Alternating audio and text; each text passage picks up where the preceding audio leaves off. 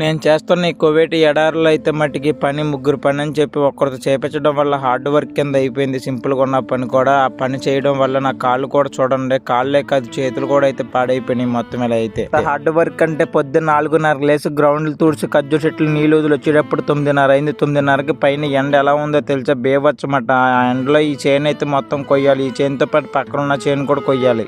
చేను కోసి ఒంట్లకి వేసిన తర్వాత అయితే మన ఇండియా తోటకాడ అయితే కూడా ఉంది. తోటకాడ కూడా మొత్తం పాడైపోయింది. కోసారంటే ఈ చేను పక్కన చేను కోసేటప్పటికి 11:30 అయిపోయింది. ఇలా హార్డ్ వర్క్ చేసి దుమ్ములో పని చేయడం వల్ల, ఎండలో పని చేయడం వల్ల బాడీలో హీట్ ఎక్కువైపోయి ముక్కులంతా అయితే రక్తం వచ్చేస్తుంది. ఇలా బాడీలో వేడి ఎక్కువైతేనంట ముక్కంట రక్తం అయితే వచ్చిందంట.